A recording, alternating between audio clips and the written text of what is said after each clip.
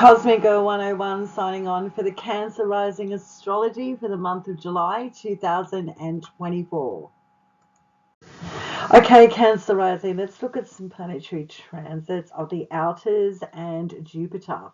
Well, Uranus is direct in the sign of Taurus, and this is your 11th house and goes into a retrograde on September 1st. So Uranus still shaking things up and stirring things up in your 11th house, which is all about groups, alliances, people that benefit you connected to your career, what you do for employment and on the public stage, the world at large, and goes into a retrograde on September 1st.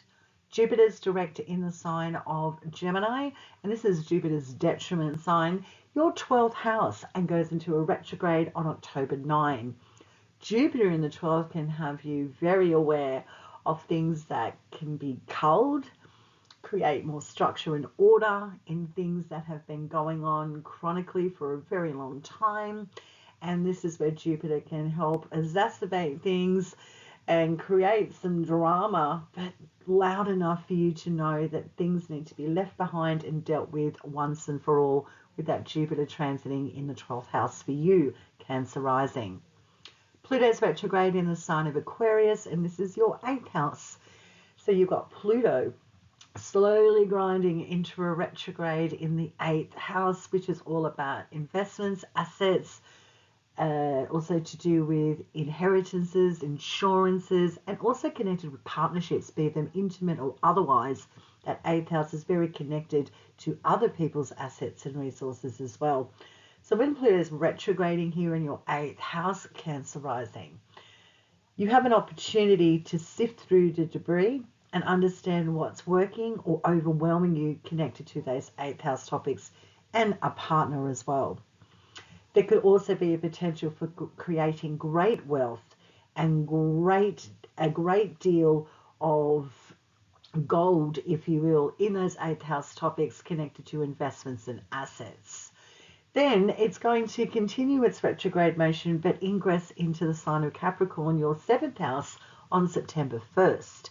So a big shift for Pluto going back into Capricorn, your 7th house of relationships, contracts, agreements, negotiations, and also this is your house of pleasure.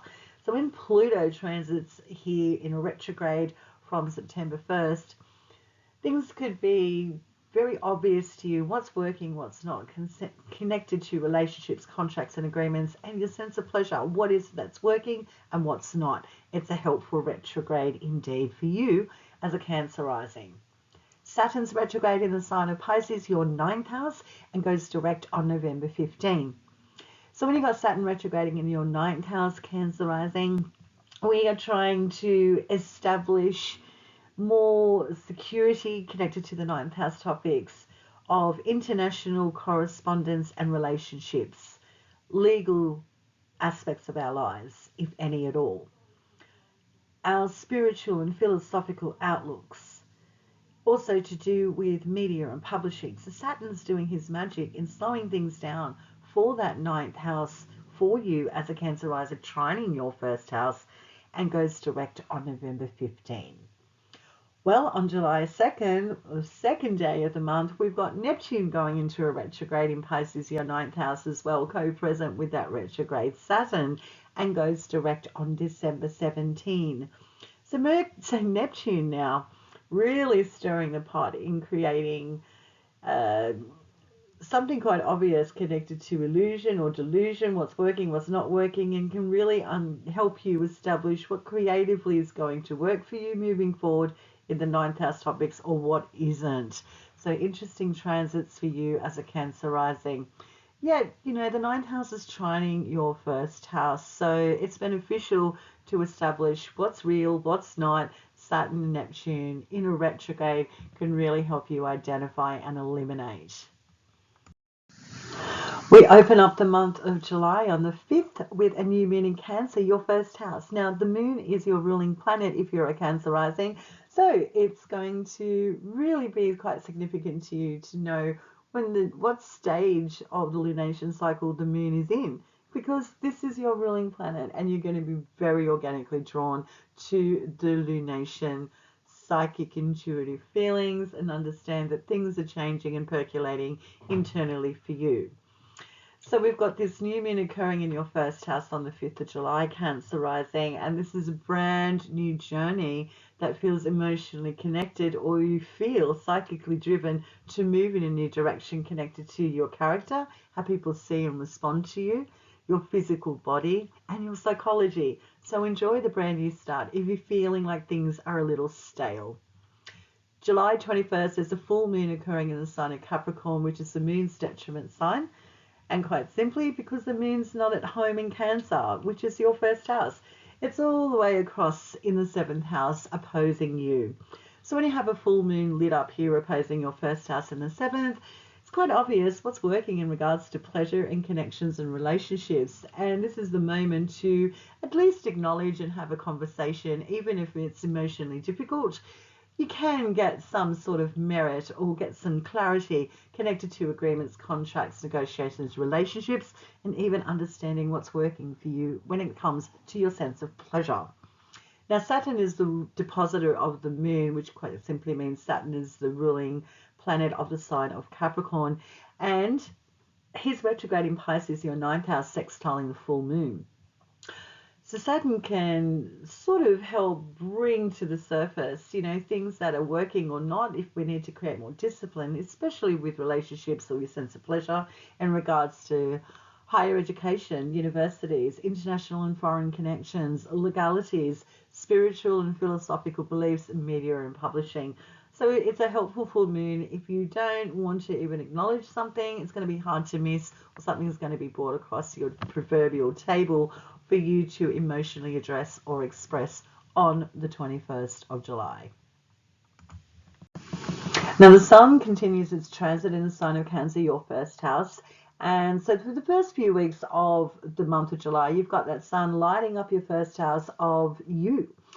You could be a little bit more popular, a lot more active and feeling more optimistic when the Sun is transiting in Cancer, or you could be super critical about what you can actually see, or at least something that's been a constant connected to your physical body, your psychology, or even how people are responding to you is becoming a little bit okay, let's look at what's going on here with you and other people. So that Sun is quite strong in the first house, but nevertheless, there's something here that's got some sort of wisdom for you, and that is about what's making you feel good in your physical body and your psychology. What do you need to change up, if anything at all? The Sun is going to assist you and encourage you to take action in an optimistic way. On July 22nd, the Sun is going to be ingressing into the sign of Leo, its domicile sign. It's very happy here in the sign of Leo, until August 22nd. So for 4 weeks, that Sun is redirecting your attention to your second house topics, being assets, finances, possessions, investments. This is where we upskill, create more of a expertise in regards to creating resources in a professional space, some services that we provide for others. This is what's highlighted for you when the Sun's transiting in that second house for 4 weeks. So if you need to get down to the nitty gritty and the nuts and bolts and details of your financial standing, this is the transit to get to it, Cancer rising. Now Mercury is currently transiting, or has been transiting, in the sign of Cancer, your first house. So I don't know, put in the comment section, how has Mercury been going for you transiting in that first house of the body, your character, how people respond to you?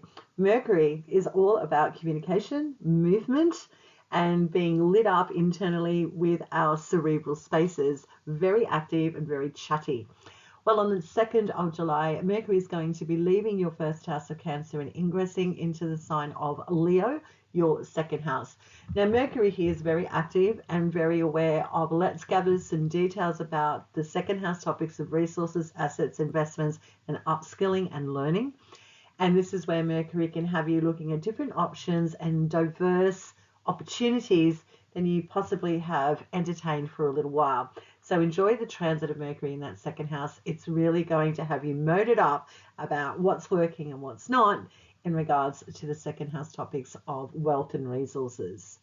On the 8th of July, Mercury is sextiling Jupiter in Gemini, which is Mercury's home sign, your 12th house. So when you've got Mercury and Jupiter lining up in a sextile, something favorable is occurring on the 8th of July, and it has to do with things that have been going on behind the scenes that have been affecting your resources, assets, and investments. You could be simply ending a debt. You finished a course, for example. You're feeling quite good about it, and that Jupiter in the 12th house really having you aware that you can go forward now optimistically. Something has come to pass here on the 8th of July that's benefiting your resources and your assets as a Cancer rising. The 21st of July, we see Mercury squaring Uranus and Taurus, your 11th house. So your 11th house is about benefactors, people that assist you in regards to your employment and career direction, or career in general and how you're seen and known publicly. And the 11th house is connected to friendships, groups, societies, associations that you connect with proactively. This is groups that you want to be connected with. So when you have a square with Mercury and Uranus, it's like something needs to change here, something's off. And it could be swift and acute and throw you off. So something going on with the 11th house with a friend, ally, or benefactor is possibly draining your resources, or you're feeling as if, is the juice worth the squeeze here on the 21st of July, connected to resources as well. On the 25th of July, Mercury is ingressing into the sign of Virgo. Now, this is Mercury's exaltation sign and domicile sign till the 4th of August. So Mercury is now ingressing into your 3rd house, sextiling your 1st house, Cancer rising. So something that's a little bit easier for you when Mercury is in the 3rd house, sextiling you, your 1st house. Now, the 3rd house is a lot to do with where we frequent on a day-to-day, short distance traveling, siblings, cousins, technology, learning, teaching, writing, speaking, also to do with publishing, how we think and how we move and interact with others on a day-to-day grind. Siblings and cousins as well are highlighted in the 3rd house. Now in Virgo, no less, we are talking about what is stable, what is working and what's not. We're quite, up to the task to cleanse and purify and throw things out that aren't working, or invest in different objects or technological pieces to improve our standing and make things chug along a lot more easier for us. So you have an interesting transit in the 3rd house coming up, Cancer rising, with that strong Mercury. So your cerebral landscape is going to be on fire, and finances, communication, and your mental health is highlighted here when you've got that strong Mercury in Virgo transiting that 3rd house. You can sift through some debris here and really get things motoring quite organically in communication, how you're thinking, and where you move on a day-to-day basis and how you interact. Venus, this planet of pleasure, integration, connection, enjoyment, romance, having fun, has been transiting in your 1st house, Cancer rising. Well, you're the expert in you. Feel free to share in the comments section below how Venus's transit has been impacting your 1st house of your physical body, your character, how people respond to you, how they see and know you, also your psychology. How's that been for you? Well, Venus on the 8th of July is going to sextile Uranus and Taurus, your 11th house, which is Venus's home sign, its domicile sign. This looks good for something landing in a lucrative contract or an agreement with a benefactor that helps your career, or someone that seems to be on board and being an advocate and ambassador for you that assists you. So I think that the 8th of July is a particularly exciting day for you as a Cancer rising, as it's sextiling your 1st house. On the 11th of July, Venus is going to ingress into the sign of Leo until August 4, and this is your 2nd house. So Venus in the 2nd house has you lining up with your sense of joy and pleasure connected to resources, assets, investments, what works for you. Venus can have you very aware of the need to create more financial security, looking at, overindulgences where you can rein things in, or where you need to overindulge because you're too structured. This Venus in Leo is all about being proud and loud and really enjoying life, kicking her heels up in the sign of Leo, no less. This is where things get interesting and you can be, almost overindulging that throws you off, or you're a little bit, oh, that's a bit too much for me personally. But it could be a fun transit nevertheless with Venus in Leo in your second house until August 4. On the 21st of July, Venus is sextiling Jupiter in Gemini, your 12th house. So the two benefics, being Venus and Jupiter in a sextile, is very nice.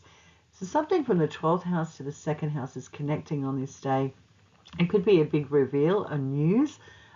Something comes across your proverbial table that gives you a sense of abundance or optimism connected to your resources and assets. And it could be like a long-term investment, lands or comes into maturity, for example, or things you've been working on behind the scenes now gets its moment in the spotlight, or the juice has been worth the squeeze, metaphor, going on the 21st of July, the same day as that full moon, no less. Planet Mars. Well, Cancer rising planet Mars is continuing its transit in the sign of Taurus, which is its detriment sign, and this is your 11th house. Again, feel free to share in the comment section how Mars's transit in your 11th house has been, which is your friends, dreams, aspirations and goals for the future, benefactors, people that are allies that help your career and your employment situation, groups, societies, connections that you proactively engage with. Mars here in Taurus, I don't know, has there been conflicts? Has there been some changes that have been a little bit, difficult to deal with? Or have you found it difficult to release or cut or sever things that no longer serve you? This could be topics or even feelings that you may be enduring without Mars in the sign of Taurus in its detriment in your 11th house. Well, on the 15th of July, Mars is conjuncting Uranus in your 11th house. I've done a separate video about the Mars-Uranus conjunction on the 15th of July 2024, which has already been uploaded on the Cosmic Girl 101 YouTube channel. It's a separate video because it's kind of an astrological big deal, so you may just want to listen to that in its own entirety. But for you as a Cancer rising, Mars conjuncting Uranus in that 11th house could see the beginning of an end in a connection, quite simply for you, that may throw you off, or you may surprise yourself and cut things out and sever and detach. On the 20th of July, we see Mars ingressing into the sign of Gemini until September 4. And for you, Cancer rising, this is your 12th house. And this is where Jupiter is currently transiting as well. So Mars in the 12th house is helpful in dissecting and disseminating through the chatter, the overanalysis paralysis, to get things done and moving in regards to taking action with our futures. What is holding us back? Is there too much distraction, too much overstimulation? Mars here can really help you identify what's working and what's not, with things that are chronic, things that have been going on behind the scenes, or things that have been difficult for you to eliminate. You may be going into surgery. You might have a procedure done now. You might take action and get some help through therapy. Mars can help you get things moving and identify what is true and what isn't for you in that 12th house. So enjoy the transit when Mars ingresses into the 12th house for you as a Gemini rising until September 4. On the 21st of July, Mars is going to trine retrograde Pluto, which is currently in the sign of Aquarius, your 8th house. Now, a Mars trine Pluto aspect, I like this with sheer grit and determination to cull, eliminate, and get things done. Now, the 8th house is about how you connect with a significant relationship or partner up with someone that has to do with your assets and investments, to do with the subjects of insurance, taxes, things that are of benefit to you. The Pluto-Mars dynamic in a trine may be helpful for you to get on top of your proverbial 8th house topics, or at the very least, address something that's been chronic for a long time to eliminate and clear the deck moving forward. I like this aspect on the 21st of July, no less the same day of the full moon. Enjoy that day because something is really trying to be released from your experience so you have more freedom. On the 25th of July, we see Mars sextiling the Sun, currently transiting in Leo, your second house. So your 12th house and second house in a sextile, and a Mars Sun sextile no less, is all about illuminating, bringing life force to taking action that is helpful for your assets and resources that have been going on for a long time, whether you're ending a debt, ending a bad behavior, ending an investment. Something here is quite auspicious and optimistic for you on the 25th of July. And again, it'll be very personal and experientially different for us all. But in general, the Sun-Mars sextile is great for feeling empowered and bold, ready to take some serious action, connected to the 12th house and the second house. Great day on the 25th of July. Cosmic Girl 101 signing off. Thanks for tuning in to July 2024 video for you, Cancer Rising. I trust you have a fabulous month, and I will catch you in the next video.